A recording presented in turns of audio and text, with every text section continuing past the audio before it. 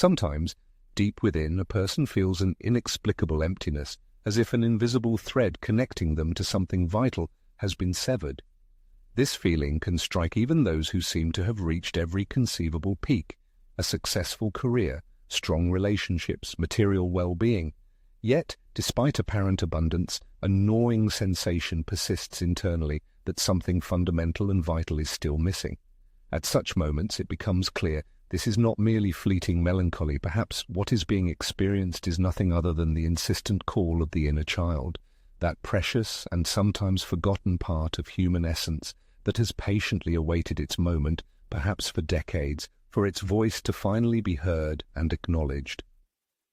In search of answers to these profound questions, one of the greatest thinkers and architects of depth psychology, Carl Gustav Jung, dedicated his life to tirelessly exploring the human psyche. It was he, with his characteristic insight, who unveiled the mystery of this lost connection, discovering that at the very core of every individual resides something unique, the inner child. This integral part of our psyche, like an inexhaustible spring, holds our purest manifestations, boundless spontaneity, sparkling creativity, and genuine primal authenticity. The inner child is not merely a metaphor, it is a living bridge leading to the fathomless depths of our unconscious, to that innate wisdom that serves as our true compass. However, in the pursuit of growing up as quickly as possible, immersing themselves in a world of adult responsibilities and expectations, people often unconsciously ignore this precious resource, turning away from their own inner truth. Pause for a moment and allow yourself to reflect. When was the last time you truly allowed yourself to play without any specific goal, purely for the joy and carefree abandon of it? Or when did you last fully surrender to a creative impulse, letting your imagination soar freely, completely unconcerned with the final outcome or its evaluation? If these memories are difficult to recall, if it feels like such an experience was a long time ago, there's no need for self-reproach. Modern society in which we exist often cultivates certain values, inevitably pushing aside aspects of being that are crucial for inner balance. It's a world where productivity and efficiency are elevated above the ability to be present, where stern seriousness is valued over genuine spontaneity, and cold, rational analysis dominates subtle intuition. And Carl Jung, with his profound wisdom, didn't merely observe this disconnect. He understood that such alienation from one's inner essence was by no means accidental. In his view, it was a natural, albeit tragic, outcome of specific processes, the consequences of which are felt by everyone experiencing this inner emptiness. In his clinical practice, this expert observed a distinct tendency. As individuals increasingly distance themselves from their inner child, manifestations of anxiety, depressive episodes, and an oppressive sense of inner void intensify. Such alienation should not be viewed as an inevitable byproduct of the maturation process. Rather, it acts as a genuine loss, a gaping wound that continues to bleed until the individual makes a conscious decision to heal it. But how did this inner division originate in the first place? To understand this phenomenon, we must mentally transport ourselves back to the early years of each person's life. There was a period in every individual's life when they were the embodiment of absolute authenticity. In those times, there were no anxieties about others' opinions, no need to meticulously weigh every action to gain approval. One simply existed in their primal essence.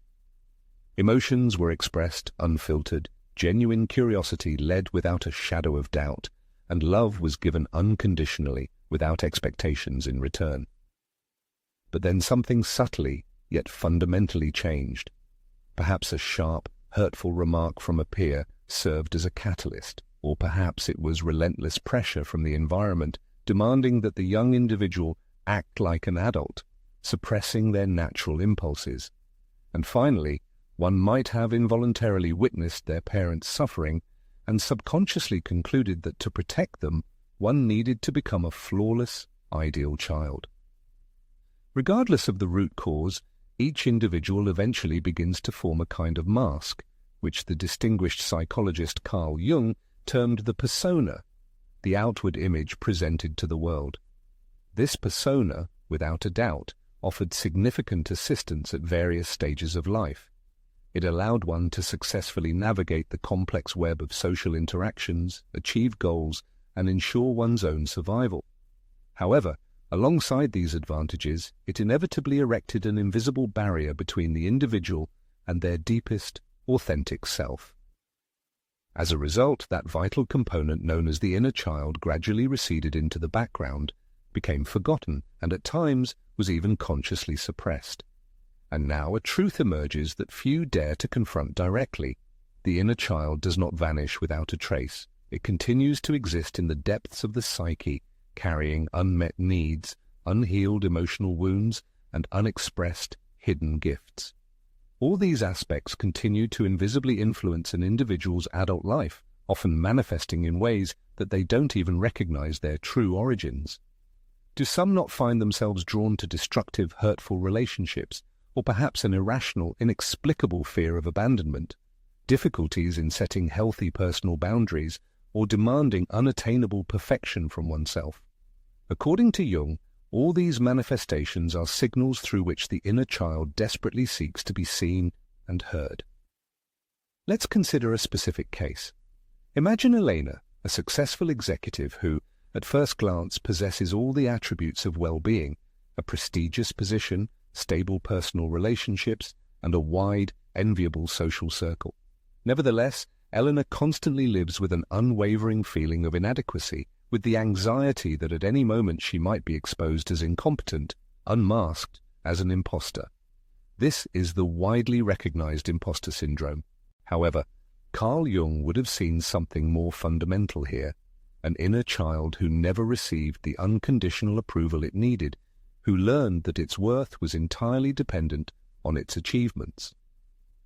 When Elena finally entered into a dialogue with this wounded part of her psyche, when she allowed herself to recognize and accept this child who was still awaiting validation of its worth, astonishing changes unfolded. The anxiety that had pursued her for decades began to gradually recede. Her compulsive need for total control significantly lessened, and, most strikingly, she began to rediscover long-forgotten hobbies and cherished dreams. This process, which Jung called individuation, is by no means a luxury or mere self-indulgence. It is a fundamental path to psychic harmony and wholeness. It is the bringing back into consciousness of those aspects of the personality that were repressed into the unconscious, into the so-called shadow, followed by their integration, allowing an individual to become a more harmonious, authentic, and vital person.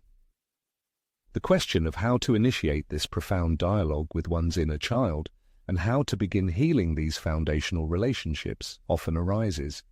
The first and most significant step, like any true reconciliation, is precisely acknowledgement. An individual needs to realize and accept that their inner child not only exists, but also possesses undeniable legitimate needs and a full right to be heard. While this act might seem elementary, for many such acknowledgement already signifies a profound transformation in their self-perception and self-relationship. Next, it's suggested to visualize this inner child not metaphorically but literally, as your younger self at the age of 5 or 7. It's important to take time to visualize it in detail, what it looks like, what it's wearing, what expression is fixed on its face. Is it happy, or perhaps scared, irritated, or sad? It's recommended to take a moment to close your eyes and clearly see this image. It should be understood that this is not merely an exercise in imagination. According to Carl Gustav Jung, through such practice, direct contact is established with an authentic part of one's own psyche. Then address this inner image with a direct question.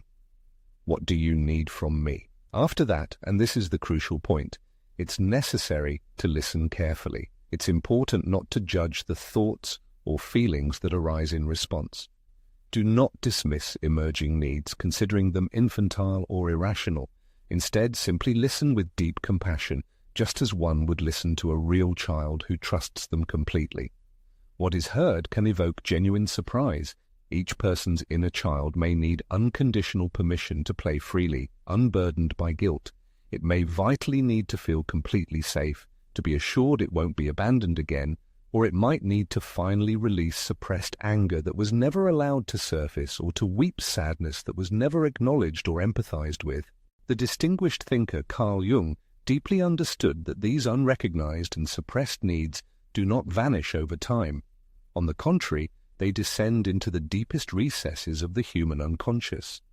There, they gain even more powerful force, exerting an invisible yet palpable influence on an individual's behavior, life choices, and emotional responses. Just consider those moments when a person's reaction to something seemingly insignificant turns out to be completely disproportionate. For example, if someone suddenly cancels a planned meeting, and the person experiences complete devastation, a feeling that far exceeds the actual significance of the situation, or let's say, a minor mistake was made at work, and the individual plunges into a dark spiral of self-reproach and self-abasement for several days.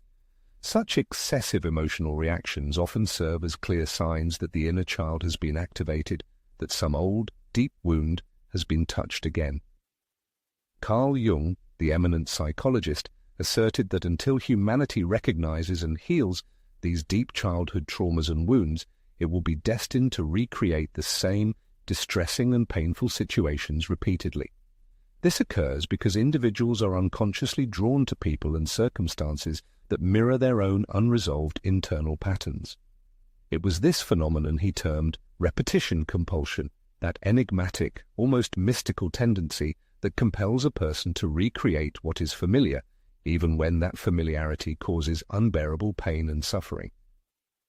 However, there is also very hopeful news. As soon as an individual begins to engage in conscious dialogue with their inner child, destructive behavioral patterns formed in the past can be interrupted. The individual gains the ability to recognize moments when the inner child is activated, and instead of reacting from the depths of old emotional wounds, they can respond from their mature, compassionate self. For instance, imagine a situation where a person gets into an argument with their partner and suddenly feels an overwhelming sense of anxiety, a fear of abandonment, which is completely disproportionate to the current situation. Instead of acting under the influence of this fear, whether by becoming aggressive, resorting to pleading, or withdrawing into isolation, the individual can consciously pause and realize, my inner child feels threatened. I need to soothe it. At this critical moment, the individual gains the ability to literally address this part of themselves, saying, "You are safe. You are not alone like before. I am your adult now, and I am here with you. We can handle this together." This simple yet powerful intervention can radically transform the dynamics of interaction, both internally and externally. Carl Jung, the distinguished psychologist, was unshakably convinced of the transformative power of this inner dialogue.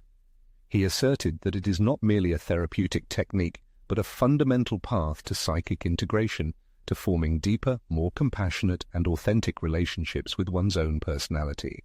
It's important to understand that acknowledging one's inner child by no means implies infantile behavior in all life situations. Carl Jung was unequivocally clear on this point. Integration is not regression. It's not about abandoning adult responsibilities or acting impulsively without considering consequences. On the contrary, it's a process of harmoniously incorporating the key traits of the inner child: spontaneity, creative potential, emotional authenticity, the capacity for wonder, into an adult's daily life. This approach allows these qualities to serve as a source of inspiration and enrichment, rather than keeping them suppressed. Can you recall how you felt when you were completely immersed in a beloved activity? That was the flow state, when the sense of time dissolved from pure enjoyment of the process itself. This is how the inner child manifests in its primal nature, and this is a state that can be rekindled even as an adult. Many people fear that if they allow their inner child to express itself freely, they will lose self-control or be perceived as immature. However, Jung observed the exact opposite. Those who successfully assimilated their inner child generally demonstrate greater equanimity, enhanced creativity, and, notably, a higher ability to effectively cope with the complexities of adult life. It's worth considering one important aspect. When a person consciously or unconsciously hides or suppresses a deeply rooted fundamental facet of their personality, a significant amount of psychic energy is expended.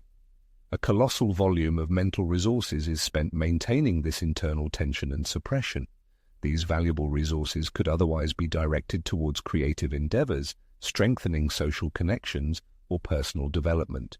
However, when the process of releasing this inner, often suppressed part of the personality, known as the inner child, occurs, there is a simultaneous unblocking and liberation of previously constrained energy. As a clear illustration, consider the following case.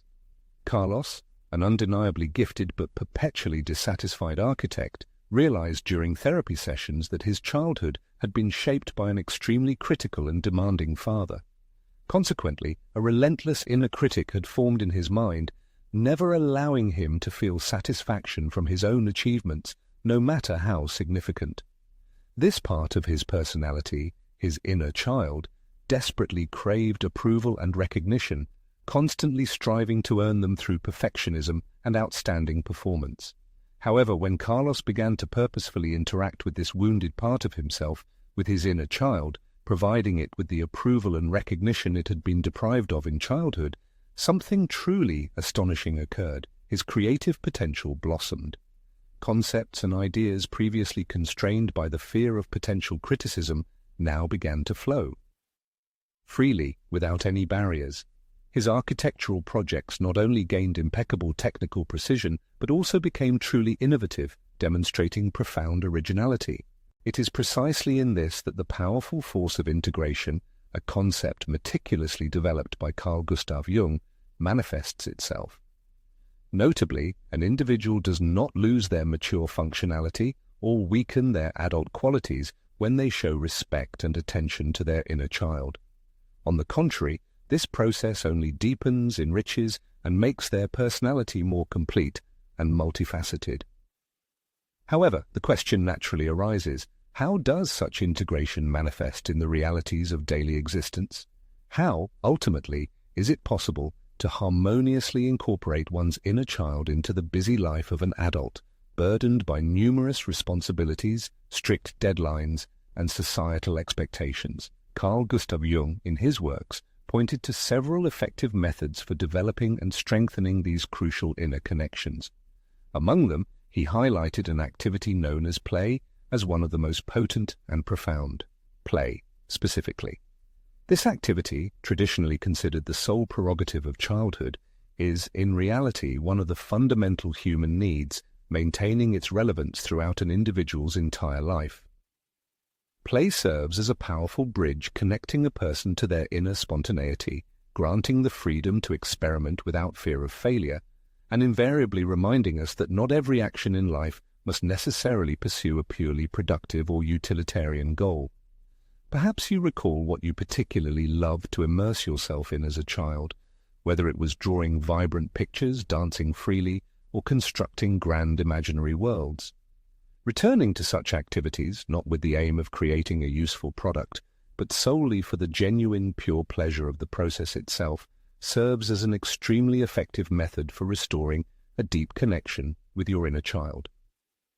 Among the methods to which Carl Gustav Jung attributed exceptional importance was active imagination, a conscious dialogue with the images and figures residing in our unconscious.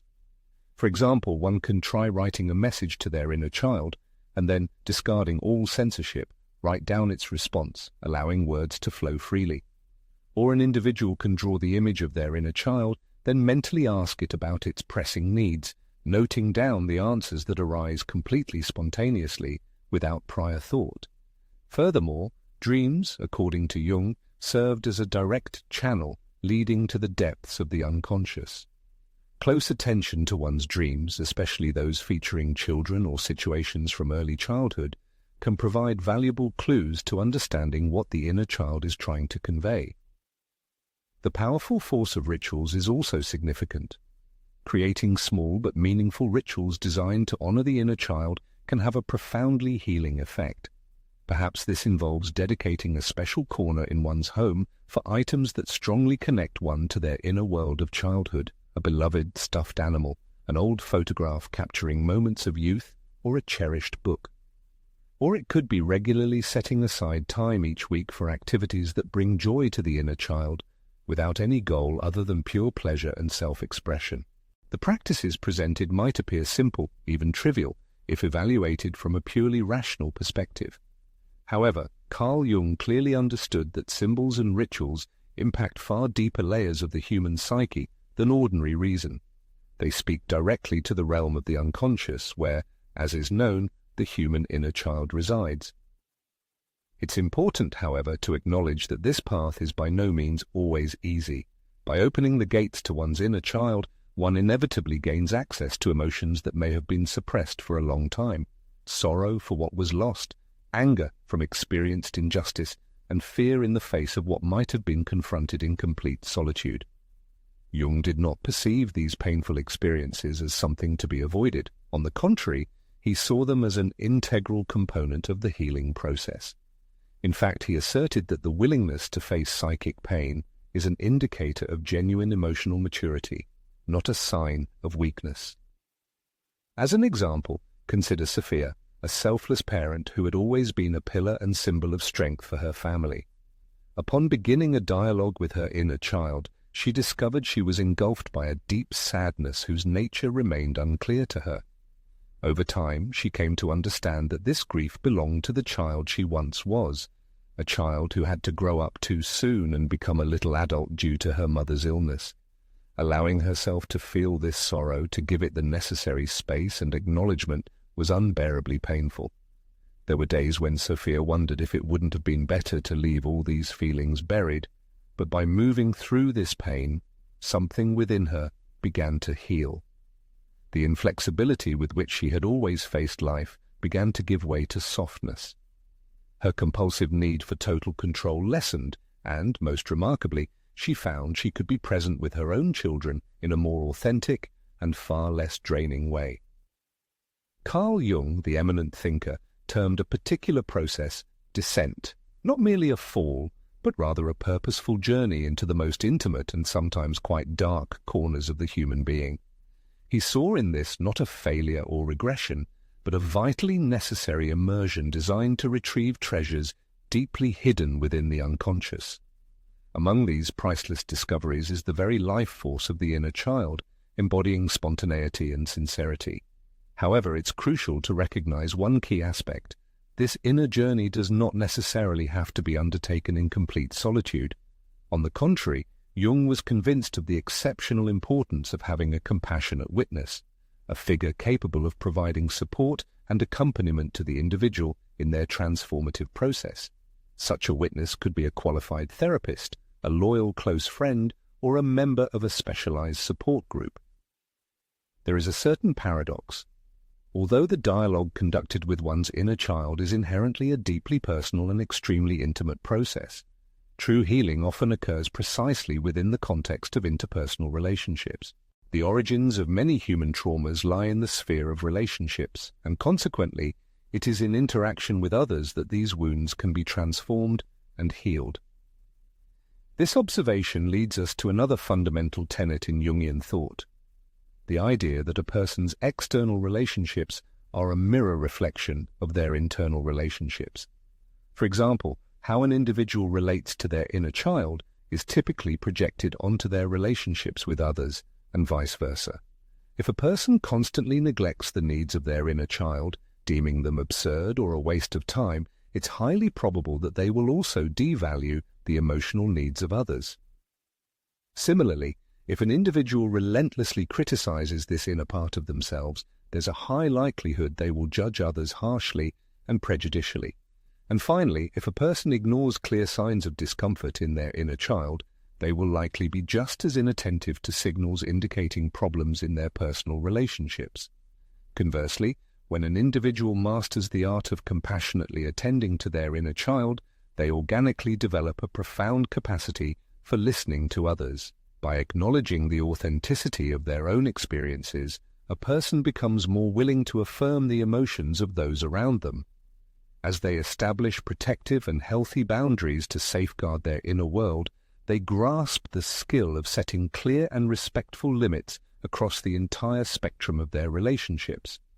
This is one of the key reasons why working with one's inner child holds such powerful, transformative potential. It not only fosters a healthier internal connection with one's own self, but can also fundamentally alter the very manner of interaction with the world and all its inhabitants. Moreover, there is another remarkable aspect. The renowned thinker Jung observed that when an individual embarks on the process of integrating their inner child, a truly astonishing phenomenon unfolds. The person begins to attract people and circumstances into their life that are a mirror reflection of their achieved level of inner harmony and wholeness. It is as if the surrounding reality itself reconfigures to fully display the transformed inner landscape of the personality. One only needs to ponder this. In contrast, if an individual remains in a state of internal confrontation with their inner child, constantly criticizing it, neglecting its essential needs, and imposing exaggerated, unfulfillable demands upon it, this internal war inevitably finds its reflection in external relationships. They begin to attract into their circle those who are prone to criticizing them, who disregard their personal boundaries, and who perpetually demand more than they are capable of offering. However, when a person builds caring and respectful relationships with their inner self, when they learn to listen to its voice without prejudice, to defend its interests when necessary, and to cherish its natural spontaneity, then inner peace inevitably manifests externally. Those who cannot accept this developing connection between the individual and their self naturally begin to distance themselves, while true appreciators and those capable of seeing authentic essence are, on the contrary, drawn closer. This is precisely the power of integration, a concept developed by Jung. It is not merely an internal restructuring, but a comprehensive transformation of the way an individual perceives and shapes their surrounding reality. There is a fundamental truth truly grasped by only a few. A person's inner child is nothing less than the guardian of their most sincere and authentic gifts. These are the natural abilities, the deep passions and interests felt even before the outside world began to dictate how one should be. That unique spark that only a specific person can bring into the world. All of this is hidden precisely within this inner aspect of the personality. When one's inner child is blocked or suppressed, these valuable gifts are inevitably blocked along with it. The individual unwittingly limits themselves, becoming a truncated, adapted, socially acceptable version of themselves. As a result, people live lives that may appear successful and prosperous from the outside, but lack that deep inner resonance, that feeling of embodying something truly original and genuine. Carl Gustav Jung viewed the process of individuation, the profound unification of all aspects of the human personality, including our inner child, as a foundational task in every individual's life. This path is not limited to merely overcoming past traumas or healing old wounds. It extends much further to achieving the inner wholeness of who we truly are, to the full unfolding and realization of the unique potential that each person inherently brings into this world. And here lies its most crucial, even critical, significance. By undertaking this inner work, a person not only brings undeniable benefit to themselves, but also extends this beneficial influence to everyone around them, for the modern world desperately needs people who have restored their authenticity, who live from their true center, rather than conforming to their adaptive masks and social roles. Just imagine a society where significantly more people have made this profound inner journey, where most of us freely express our distinctive gifts, instead of simply conforming to predetermined frameworks and accepted patterns. Would this not mark the beginning of a deeper, unspoken, yet powerful revolution? According to Jung, personal transformation or individual transformation is the only genuine and indispensable path to the collective transformation of all humanity. He asserted that every individual who diligently performs this meticulous work of integration thereby unconsciously but effectively contributes to the healing of the entire world. Moreover, such a contribution does not require grand gestures, loud proclamations, or large-scale actions. It occurs simply because a person becomes more fully and truly who they are, embracing their deep and unique essence.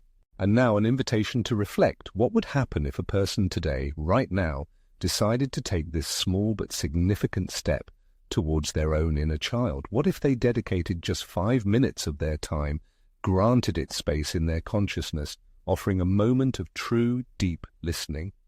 There is no need to do everything at once and immediately. Carl Jung, the great thinker, perfectly understood that the process of integration is not an instantaneous act, but a sequential, gradual movement spanning one's entire life. Every fleeting moment of recognition, every minor act of validation, every small decision aimed at respecting its innermost needs, all of this holds immense significance. All these actions, step by step, build new relationships, forming a different way of being both within oneself and in the world around. Perhaps it will manifest in such a simple form as asking oneself a question before making an important decision. What would my inner child say about this? Or perhaps it will allow the individual to do something purely for pleasure, without trying to justify it as productive or useful. Or perhaps it will be an acknowledgement of being overly harsh with oneself, accompanied by the question, would I talk to an actual child like that? These small, subtle moments of awareness may initially seem completely insignificant, but Jung deeply understood their collective, cumulative power. Like drops of water that, over time, can transform even the hardest and most unyielding stone, these barely perceptible acts of recognition gradually but steadily transform a person's relationship with themselves. And on this path to self-knowledge and integration, they are by no means alone.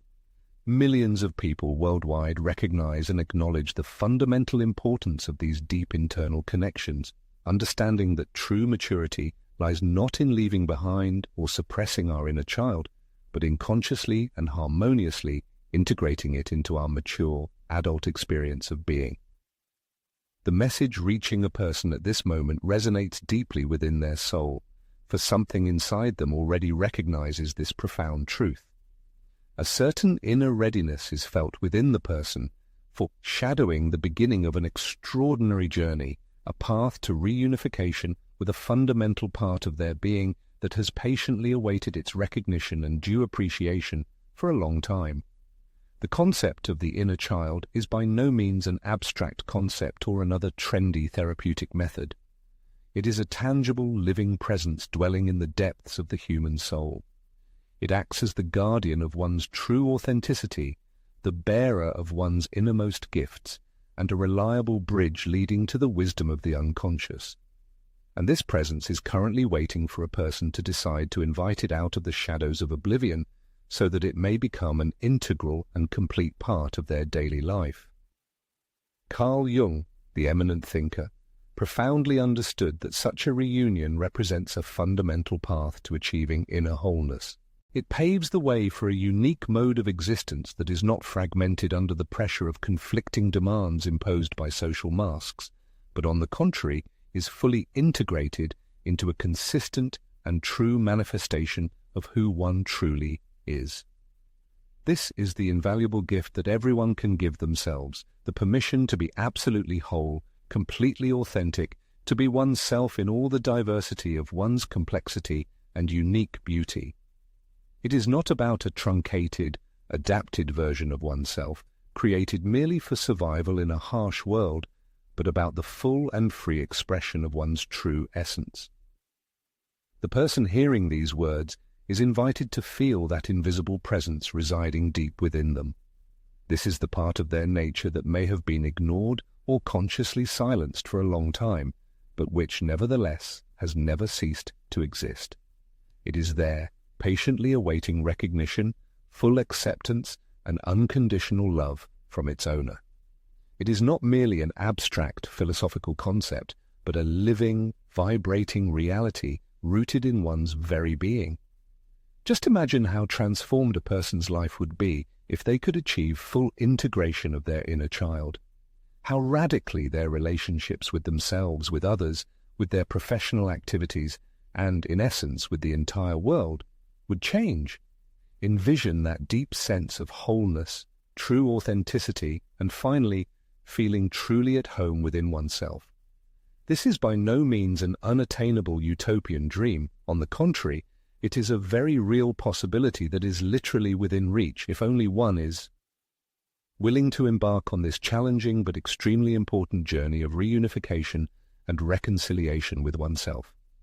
The great thinker Carl Jung dedicated his entire life to the tireless exploration of the mysteries of the human psyche, and one of his most profound conclusions was the following assertion: the integration of all aspects of our personality, including the vital inner child, is not merely a luxury available only to a select few, but a vital path to achieving a truly meaningful, rich, and full life.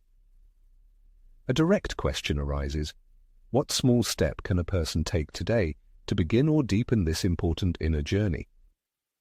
Perhaps for some, such a step will be simply acknowledging the existence of their own inner child, realizing that this part of the personality deserves to be heard. For another, it may involve dedicating a few minutes each day to conscious dialogue with it. Or perhaps it will be granting oneself permission to finally do something that the inner child so passionately desired but was constantly postponed or denied. It does not matter how small this first step is, the key significance lies only in one's willingness to begin, their openness to perception and compassion for what will be discovered on this journey to the very center of their being. The inner child, it seems, has long awaited precisely such a moment. Jung's bequeathed wisdom undoubtedly points the way, and now it is up to the individual to decide on the next step. What resonates most with the consciousness of someone encountering this message? What small step is a person willing to take and commit to today? Each individual's story is valuable not only to themselves, but can also be the very impulse another person needs to begin their own journey of reunification. Sometimes, one of the greatest gifts one can give another is precisely the permission to reconnect with long-forgotten aspects of their own self. On this significant path leading to inner harmony, one is not isolated. Millions of people around the world are gradually awakening to this fundamental truth, realizing that the so-called inner child is not something to be suppressed, overcome, or cast aside into the past. On the contrary, it represents an integral, vital component of each personality's psychological wholeness, requiring a careful, loving, and deeply respectful process of integration. Such a collective awakening and re-evaluation of the role of the inner self organically fits into the evolution of human consciousness that Carl Gustav Jung foresaw. He described this process as a natural transition from fragmented, often alienated states of being to deeper inner integration and true authenticity. By undertaking this deeply personal inner work, each individual essentially contributes to the aforementioned evolution. This contribution is realized not through loud declarations or grand gestures, but through a sincere, unwavering commitment to one's own wholeness, one's deep truth, and the unique process of inner integration. Thus, every seemingly insignificant step on this path, be it a moment of compassionate self-listening, an act of internal affirmation, or sincere acceptance, serves not only to heal one's personal relationship with oneself, but also becomes part of the universal process of healing the world. For, as Jung subtly and profoundly understood, individual-level transformation serves as the cornerstone for any collective changes in society. Everyone who bravely steps onto this path of inner integration unwittingly becomes a source of waves of profound transformation that extend far beyond the boundaries of their personal, individual experience. At this very moment, each person is called to dedicate themselves to a deep inner journey, taking the first decisive step or continuing an already started path. This implies addressing one's inner child with the vital message: I am here, I hear you, you are important, and together we will create a life that honors all parts of who we are. Such a commitment is designed to become the foundation for honoring all aspects of the human being. This commitment holds colossal potential for transforming not only an individual's personal life, but also their relationships with the entire world around them. It is the very covenant that can lead a person from a state of internal fragmentation to genuine wholeness. It paves the way from forced adaptation to the attainment of natural authenticity, and finally, from prolonged inner conflict to deep and unshakable peace. It is important to realize that in this process, perfection is not required from a person. There is no need to have all the possible answers from the very beginning of the journey. Only a sincere willingness to embark on this inner exploration, an openness to perceive one's own internal signals, and deep compassion to accept and understand all the revelations that will be discovered during this journey to the very center of one's being are needed. The inner child of every person, their deep essence, has long awaited precisely this decisive moment. The wisdom bequeathed by the great thinker Jung clearly points the way to self-knowledge and healing, and now it remains for the individual to make the final decision about taking the next defining step. Always remember, the healing process does not happen only for personal well-being. It extends to everyone whose life the healing person touches, transforming them. And this, in the deepest and truest sense, represents the greatest act of love, both towards oneself and towards the entire world.